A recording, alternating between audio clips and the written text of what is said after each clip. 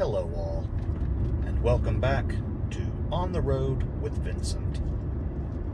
I am currently climbing up the Blue Ridge Mountains along Squirrel Spur Road in Patrick County, Virginia. Today, we are headed back to one of my favorite small cities, and even one of my favorite cities in the state, Roanoke, Virginia, to play yet another one of my favorite venues out there, the Coffee Pot Roadhouse.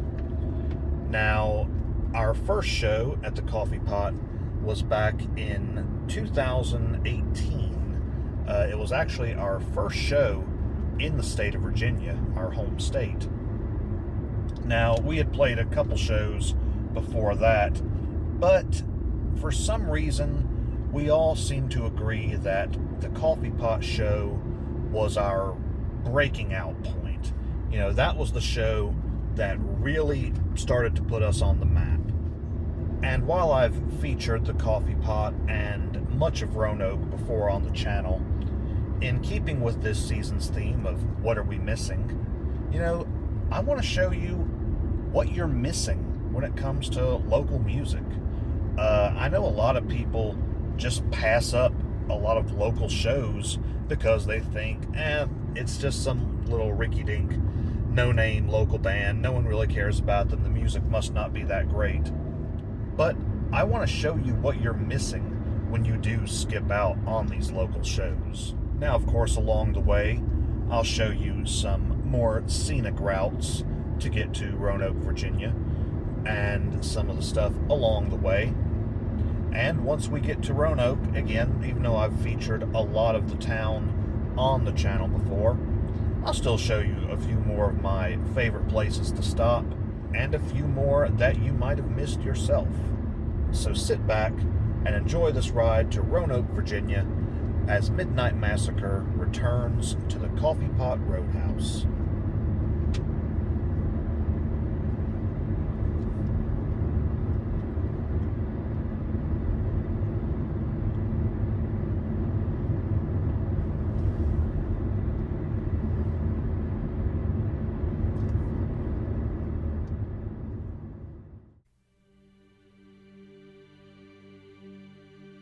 Hello all.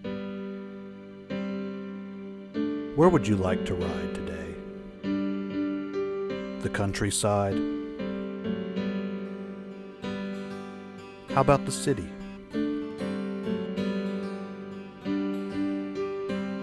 Maybe a mountain forest?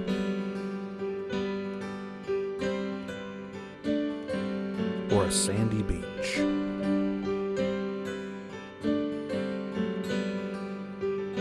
No matter how far away,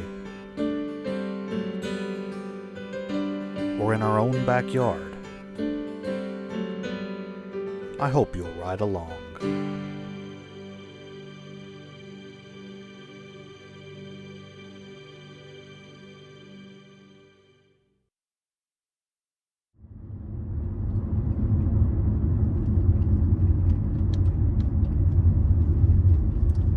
Now, as I said in the intro, we're heading up Squirrel Spur Road toward Medizzadan, Virginia. And this is just, you know, a little two-lane backwoods mountain spur. That's something I don't know if I've ever really mentioned before. Patrick County, where I live, there's no interstate in the entire county. There is a 4-lane highway, that's US 58, and that's actually the only US highway that's in the county as well. Everything else is just state highways and some county roads, and this itself is a little county road. Now, we're going to come up on 58 here soon, and we'll actually be hitting the Blue Ridge Parkway for a little bit, but that's something else too. You know, I've had plans before to feature a lot of the Parkway on the channel, just do an entire episode or two on the entirety of the Blue Ridge Parkway in each state, in Virginia and North Carolina. But I have to say, the stretch of Parkway that runs along Patrick County. Well, it's not the most exciting until you get closer to Floyd County. Like around Rocky Knob, that's all pretty nice. But a lot of it around here, it's just taking you through the woods. It's nothing too exciting. And that's something else I've kind of mentioned on the channel before, and I would like to stress. You know, the Blue Ridge Parkway is one of the most driven roads in the entire country, especially for scenic drives. But it's not the best. I feel like the best parts of the Blue Ridge Parkway are towards its southern end in North Carolina, where the mountains get pretty high, you know, for the Appalachians at least. Getting around Mount Mitchell, the Black Mountains, the Balsam Mountains, Great Smoky Mountains, all along that way, that's where it's the most interesting.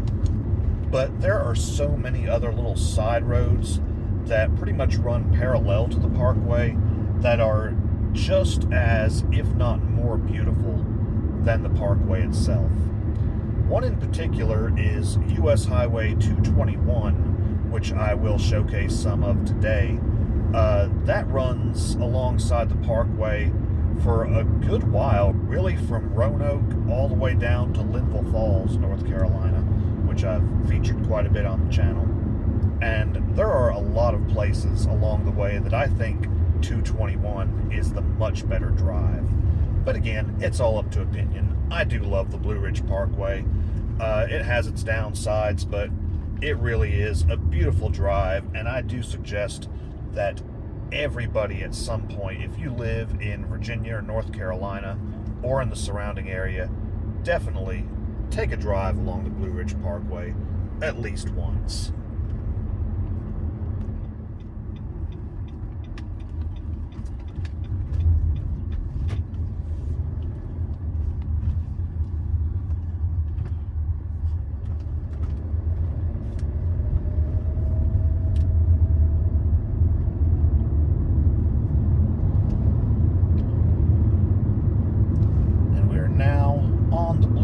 Parkway, just south of Mesodan, Virginia, and we'll stay on this until just a few miles north of Floyd, Virginia, and that's where we'll link up to 221. But for now, just enjoy this ride along the Blue Ridge Parkway.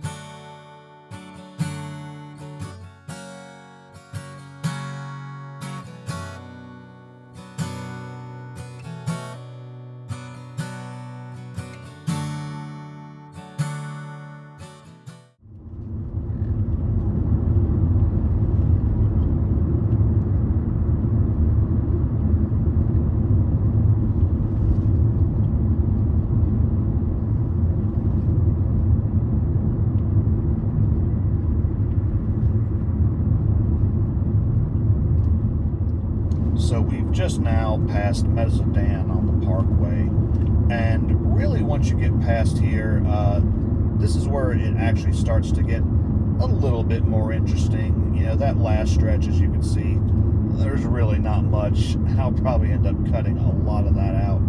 But once you start getting up this way, you start to see a few more interesting sights, things of note. And one in particular is probably the most recognizable sight along the entire Blue Ridge Parkway, and in all honesty, maybe one of the most cliched pictures taken along the entire Blue Ridge Parkway. Mabry Mill.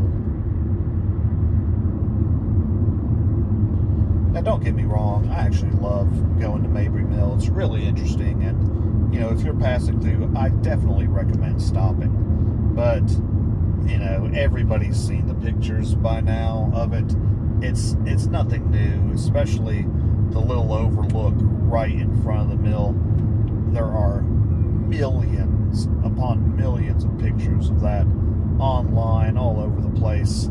So, you know, not trying to sound like a gatekeeper, but before you go posting all different types of light shades and, you know, different filters of the mill on your Facebook or Instagram, it has been done ad nauseum at this point. And, you know, I say that kind of tongue-in-cheek because I'm sure plenty of the pictures I've taken or some of the videos I've done are probably just as well overused. So, you know, I'm guilty of that too. I guess it's just different where, you know, I live right here near Mabry Mill, so it's a lot more overdone for me around here.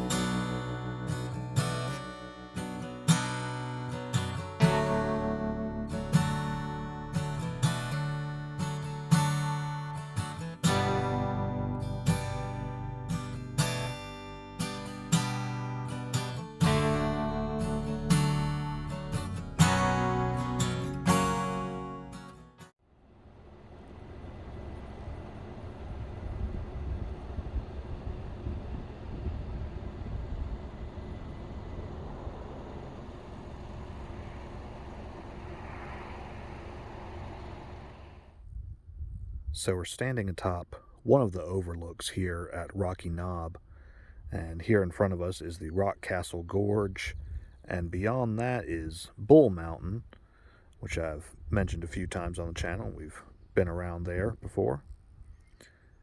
And then way out, all of this pretty much overlooking Patrick County, some Henry County, and way down there, not sure how well you can see it, is actually Virginia Route 8 coming through Woolwine, Virginia, starting to make its way up Tuggles Gap Mountain.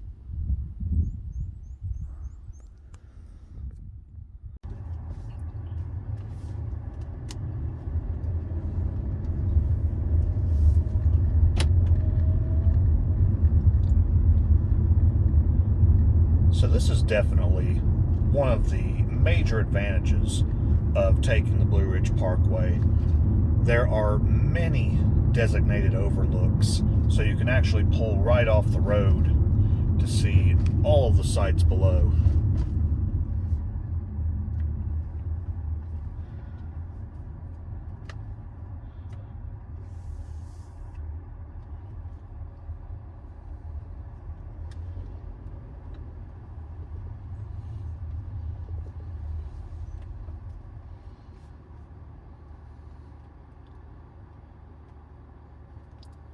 Many of which you don't even have to leave your car to enjoy.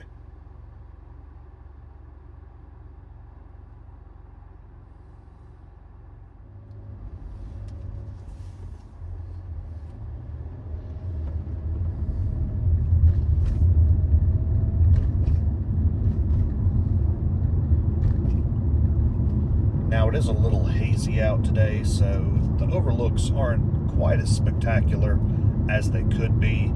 And, you know, we're kind of midway through spring here at the time of filming this, so not quite everything is bloomed out yet. Some trees are just starting to get their leaves.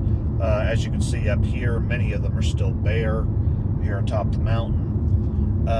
Definitely fall is a great time to come through here, but a major caveat to that is everybody and their brother will be along the Parkway throughout the entire month of October, especially on the weekends. So you have to take the good with the bad. If you really want to see what the Parkway has to offer, especially in the fall time, well, you better be prepared to add another extra 3 or 4 hours to your trip. Now there's just one more overlook here along Rocky Knob, and this is actually the last overlook on the Parkway that we'll be seeing today, at least the last one that really shows anything of major interest.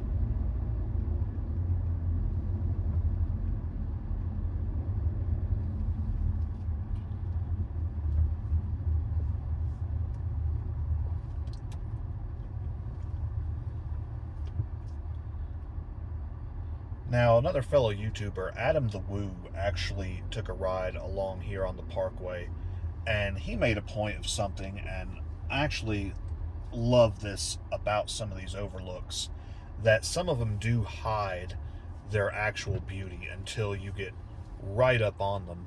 So there's this grand reveal once you get to the top.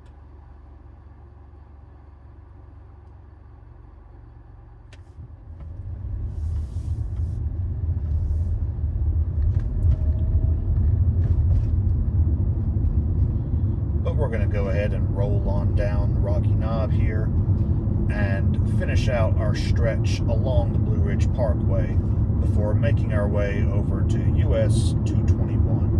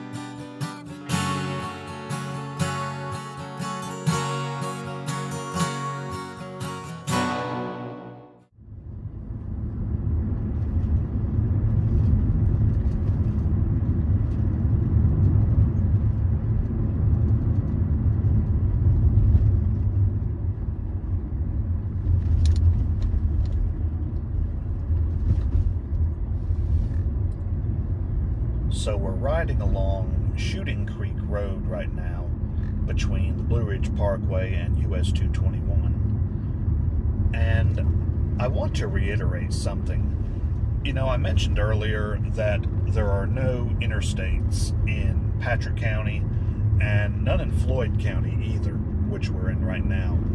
And I'm not just taking, a bunch of scenic routes to make the ride more interesting. This is actually the quickest way to get to Roanoke for me. When you don't have interstates, then the back roads typically are your only way to get somewhere. Now, I could take US 58 to US 220, and I'd be there in right about the same amount of time, maybe add another 10 minutes or so to the trip, but that also adds about another 20 to 30 miles to the trip, going way out of the way for it. Maybe not that many, maybe it's closer to like 15, 20 miles, somewhere in there. But yeah, this is actually the quickest way for me to get to Roanoke from where I live in Patrick County.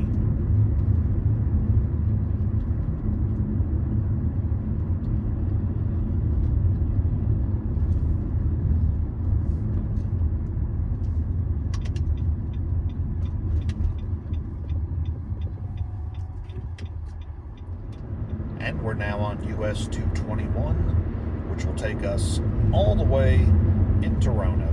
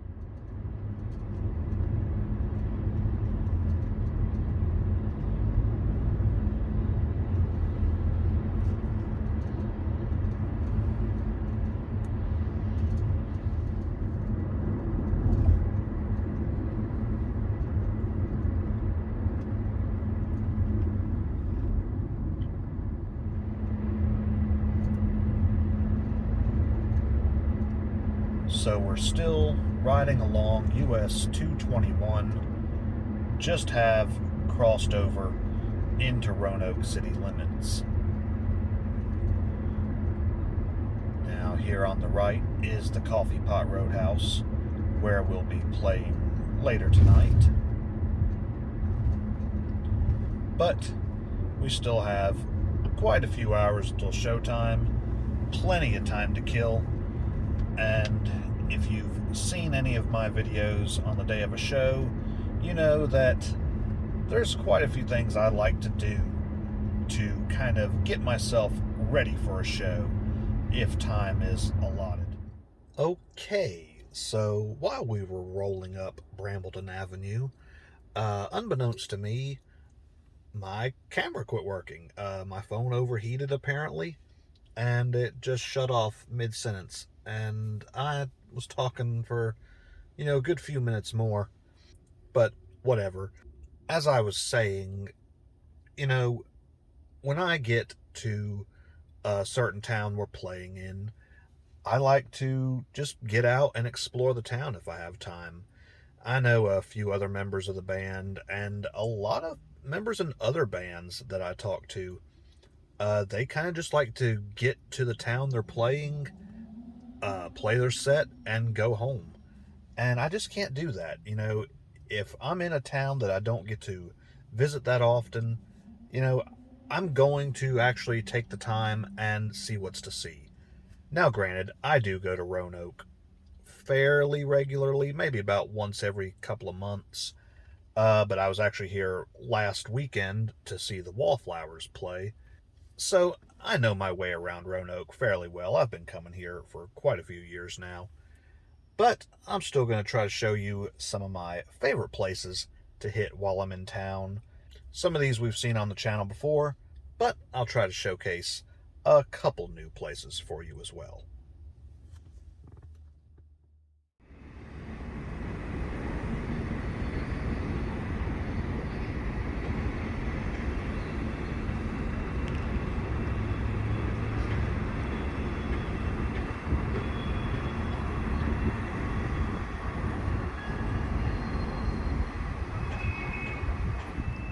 So, somewhere I've mentioned before on the channel, one of my favorite places to go here in downtown Roanoke is actually just the roof of this parking garage.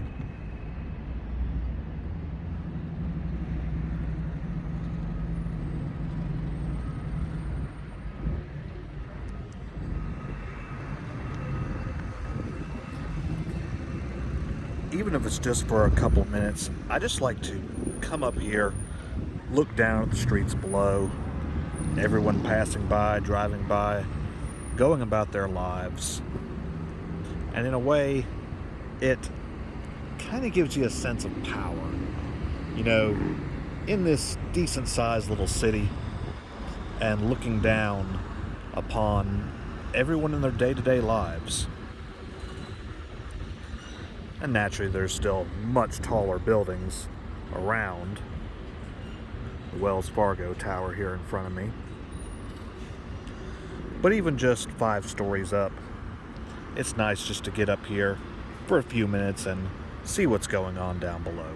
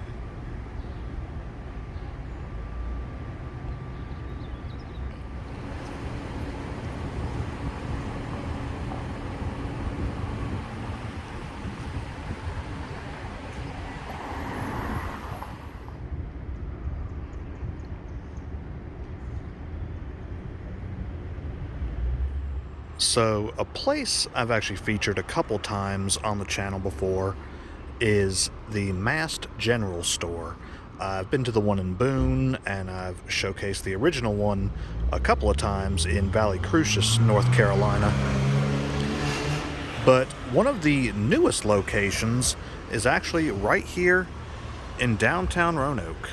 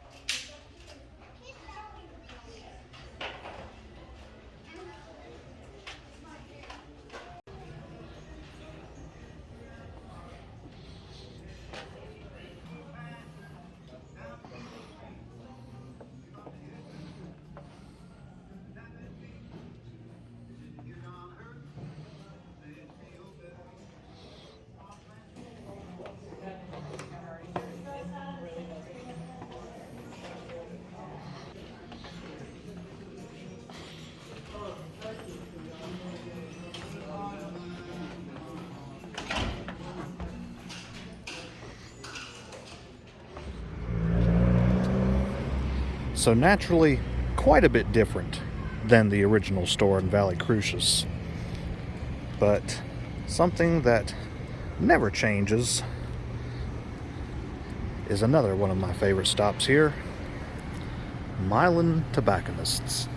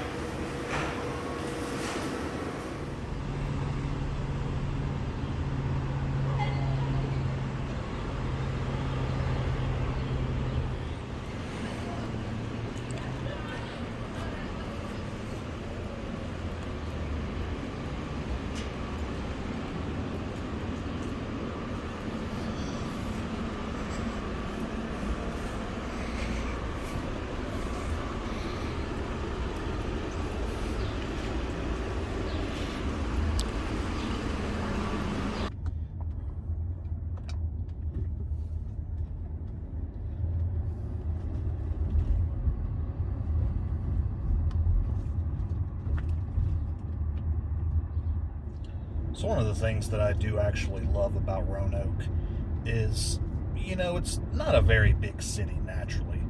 As far as cities go, it's on the lesser end.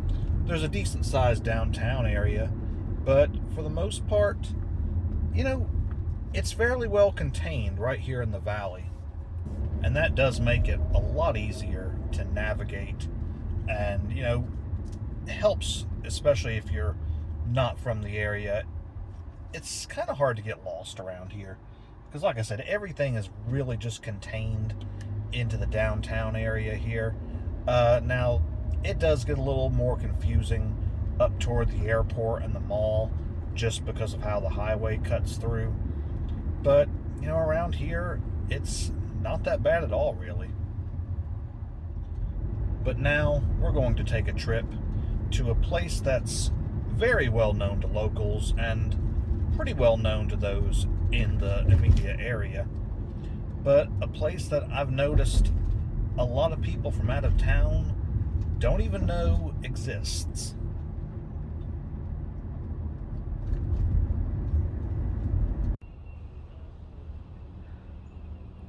The Mill Mountain Star.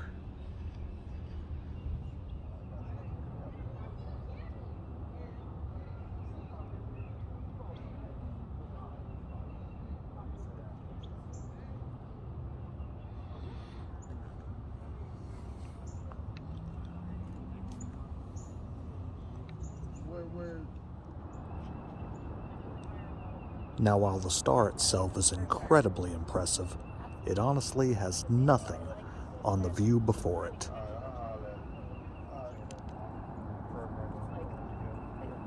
rainy and it was cold. And I know that this was like beginning of our trip was a month after we graduated high school. nice. Okay. Yeah. College.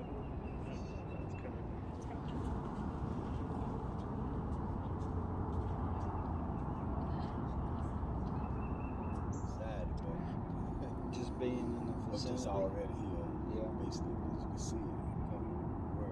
Yeah, we were right.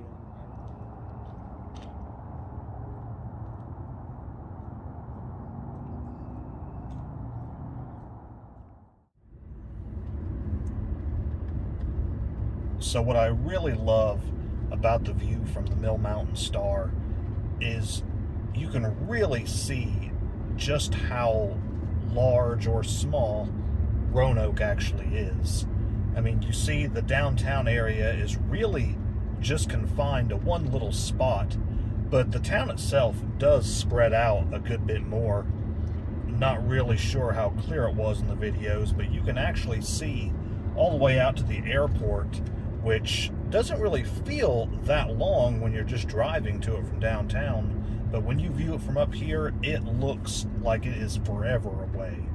And you can really see the topography of the land here, because the Roanoke Valley is literally just that. It is this flattened out valley right here in the middle of the Blue Ridge Mountains. And it's actually one of the only places in the entire area that you can get into the mountains without actually having to climb the mountain. If you go up US 220, you'll just go straight into the valley here, and then you'll have entrance into the Great Valley, which includes the Shenandoah Valley, Tennessee Valley, and all that in between. Now, you will be going up and down mountains along the way, but the Roanoke Valley is the gateway here into the Great Valley. But we still have a few hours left until showtime, so I'm going to go ahead and find me something to eat and then head on over to the venue to get my makeup done, go ahead and get loaded in, and be all set for the show tonight.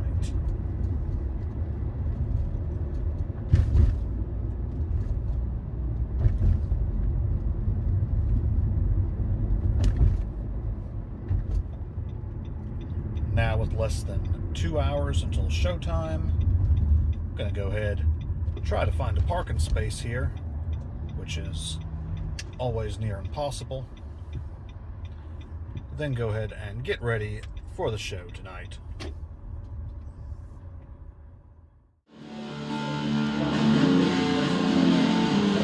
So there's still a little bit longer until showtime, and really a few more hours before we'll take the stage. But of course I'm going to showcase some of the bands here tonight, and I'm going to hear from some of the other members of our band about what they think about returning to the coffee pot. So our first show of the Coffee Pot, we were still a very young band. It was in our first handful of shows that we played here. And I remember being kind of starstruck coming into the place because, you know, the place has been open since 1936. All the people that have played here, and it was, you walk in and you just kind of feel this energy from the place. Something I'll always remember about it.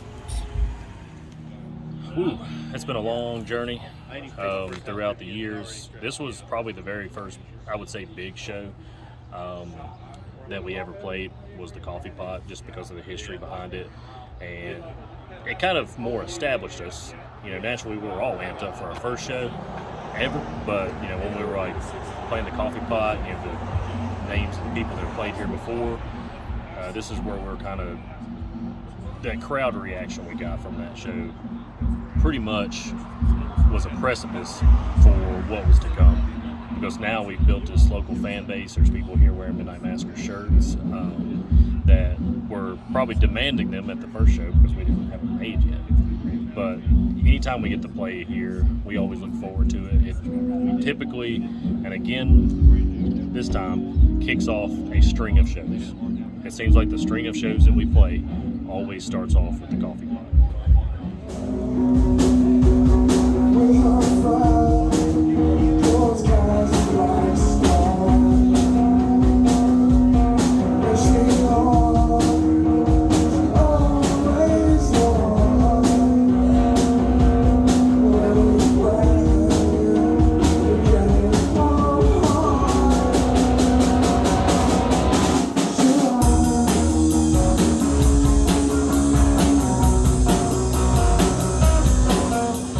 So now we are with Midnite Massacre frontman Stephen Midnite's father, the original Steve Midnite.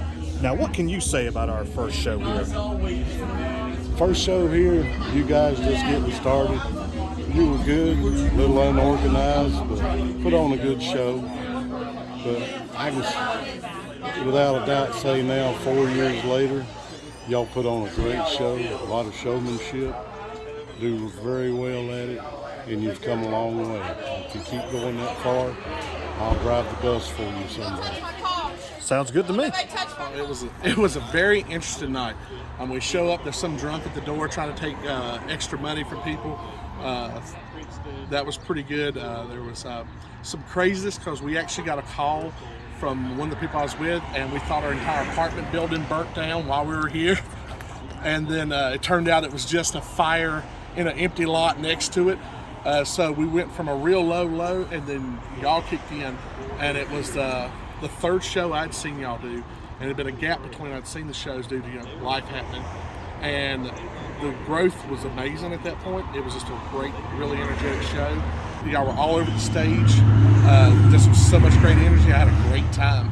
And then to come back, and then the first show I got to be back after the pandemic and everything, because I'd only been to practice, was here at the Coffee Pot, and to see that even with all the stuff you hadn't had the chance to do like that, y'all were even better and just improving constantly, and you're just fun. In a time where everybody wants to be political, or everybody wants to make a statement, or everybody wants to do this, you're just here to have fun and do the art that you like, and it just makes everybody like, that's great. You have a great vibe, and I just enjoyed every bit of it.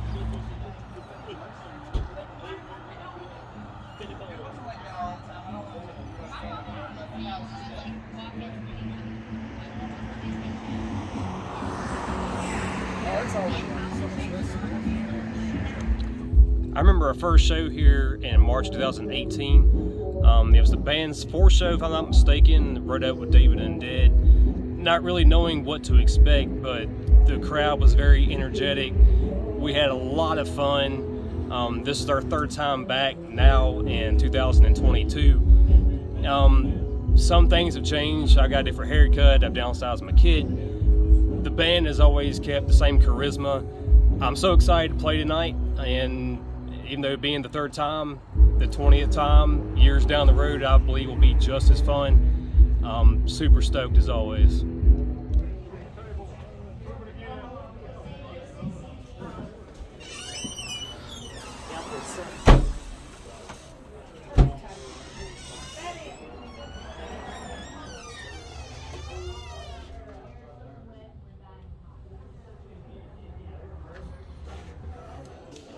So I want to thank everybody for coming. This is a benefit show for my good friend Zach Holsclaw. You'll see him on stage here in a little bit playing bass with Serotonin, so that's why we're all here. So thank you for coming. All right, so the Coffee Pot, the first time we played here in 2018, I think it was, we didn't know what to expect.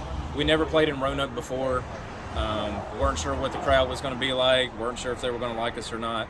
But we got up here and we actually had a really good time. There was a good turnout, and we loved the venue. There's a lot of history behind this place, all kinds of, people that are a big deal and had played here before. And we actually have like a little bit of a following now to where people will come to the Coffee Pot to hear us. Back then, that first show, I don't think anybody had heard of us. But now coming to the Coffee Pot again after all that time and seeing people walking around in Midnite Massacre shirts is crazy cool, for sure.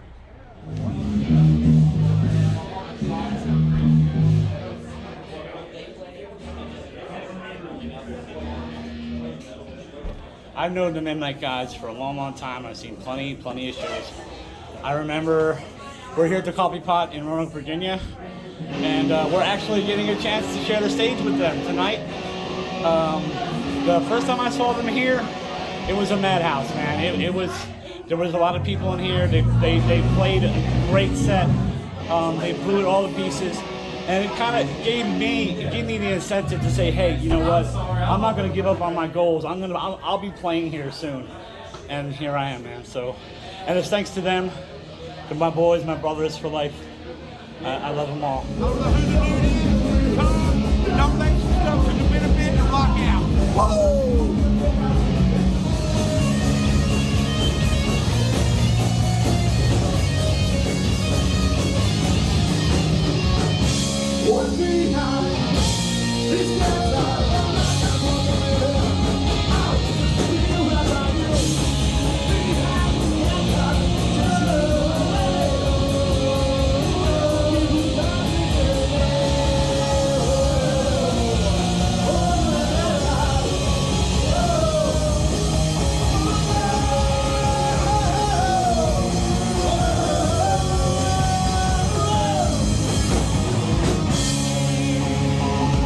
So, standing here with Curtis and Zach from Serotonin. Now, Zach is actually the man of the hour tonight. This is a benefit show for him. But, how does it feel, y'all, to be playing such a historic venue here? I mean, I didn't even know the history before I got here, honestly. It's kind of, I don't want to say overwhelming, but I hate that I didn't know the place was here before tonight. It's honestly, definitely crazy to think about all these different acts. They got pictures on the wall in there, that played on the same stage that we're playing or about to play here in a little bit. So, what's exciting y'all the most about being here tonight? seeing you guys for sure. Like I mentioned earlier, it's my first time, so I was unaware of that. So I also think it's pretty crazy that I never got around to it, but I'm finally free as a bird, so you'll be seeing me more. Sounds good. How about you? I don't know if exciting is the right word, but I would like to say that I'm appreciative of y'all and Josh and all his efforts and everyone in all the bands and the venue, all that, for thinking enough of me to throw something like this together. It really, it warms my heart, man. I'm a little socially awkward, so I'm not good at these things, but it really does. I feel you there. It means the world to me.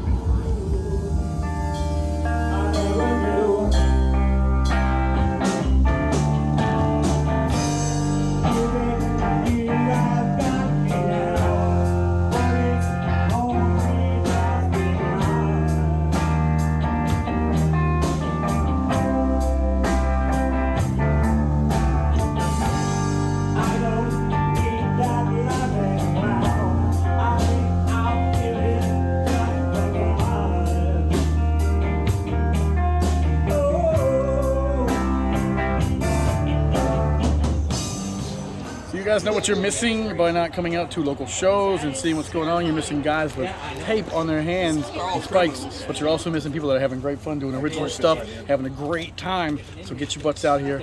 I said that because it's PG, right? Or can I say ass? Chord fits right in with the Anyway, get your booties out here and enjoy these freaking shows. Or that guy will eat your soul. I don't have a mask on. I'm just a guy now. Can we cut it? All right, so here are some fans on the local scene. They're at almost every local show I see, and of course they are huge Midnite Massacre fans. Now, why don't y'all just say, what is it that keeps y'all coming out to local shows? Well, for one, it's the atmosphere, it's the culture, it's having fun. Every show, it's familiar songs, but at the same time, every show is a little bit different. There's jokes flying around. There's something different every time. It's never the same. It's always worth stopping because, I mean, hell, you never know exactly what's going to go down. You're missing the experience. You're missing the chance to make lifelong friendships, to make connections, to hear something you've never heard before. I mean, like I said before, it's always the atmosphere. It's just having a good time, whether or not you're sitting by yourself or you're coming with friends. You're going to make new friends. There's always something new. It's always a different experience, albeit always a good experience. I mean, if you don't go to local shows, you might be missing out on your next favorite band too.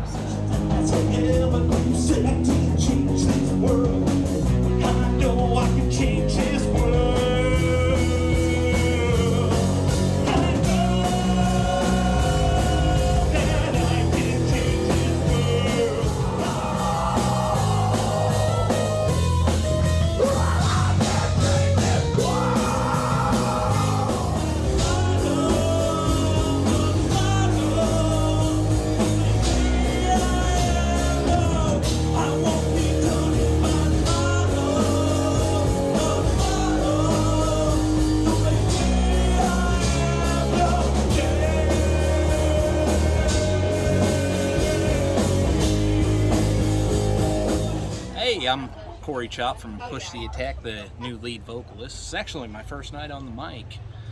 I'm out here at the Coffee Pot Roadhouse. First time we've played this venue. I'm super excited to show what I got. Used to be the bass player, so it's been a transition. Nerves are wrecked, but I'm ready to get it going. And I think all these people passing by here, missing out, and you see cars running by left and right. What they are missing out on is some hellacious music that they've never heard. You know, every single band out there, every single singer was once local.